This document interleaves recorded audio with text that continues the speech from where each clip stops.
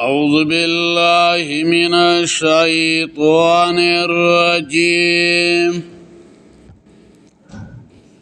بسم الله الرحمن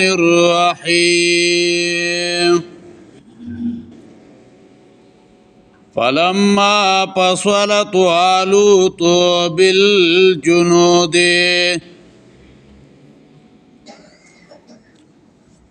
دار سورة بقرة 249 نمبر آیت مبارکہ تلاوت شو. 251 نمبر آیت مبارکہ صحیحہ تلاوت شو. فلما فصل طالوت هر کلا چې جدا شو طالوت د خپلو خارنا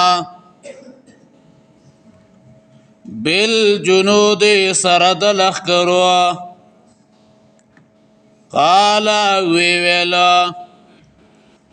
ان الله مبتلیکم بنهر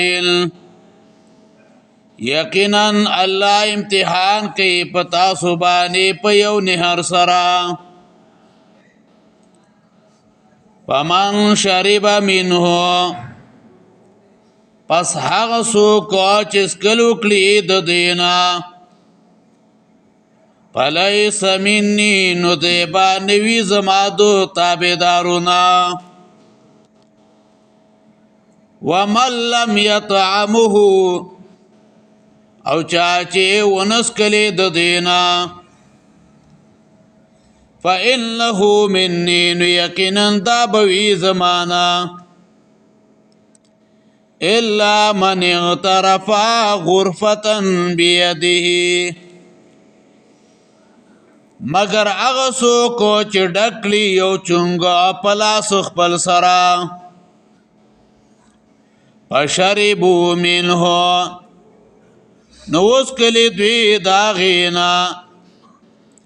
الا قليلا منهم مگر لگو کسانو د دوینا ونسکلی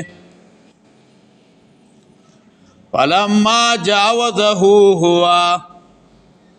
نو هر کلا چې تیر شو آغا د نهرنا والذین آمنوا معه کسانو چې د سره و قالوا ویل لا طاقت لنا اليوم بجالوت وجنوده ویل دی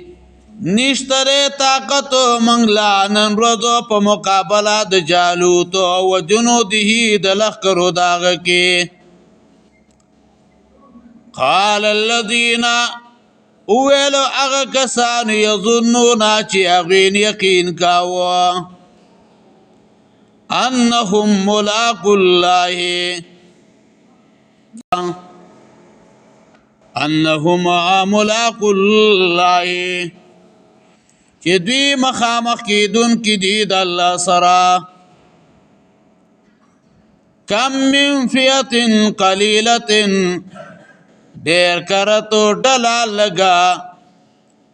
غلبتو غالب شوی دا فئه کثیره پډلا ډیر باندې باذن الله په مدد د الله سره والله مع الصابرين او الله ملګری د صبر ناکو دے ولما برزوا لجالوت وجنوده هر کلا چې دوی راښکاره شو جالوت وجنوده لخکرو داغتا قالوا اویل دوی ربنا اے رب زمان اپرغ علینا صبرا راوالوی پا منبانی صبر وثبت اقدامنا مضبوط کړه قدمنا زمونگا وانصرنا علی القوم الكافرین او مدد را کمونگلا پا قوم کافرانو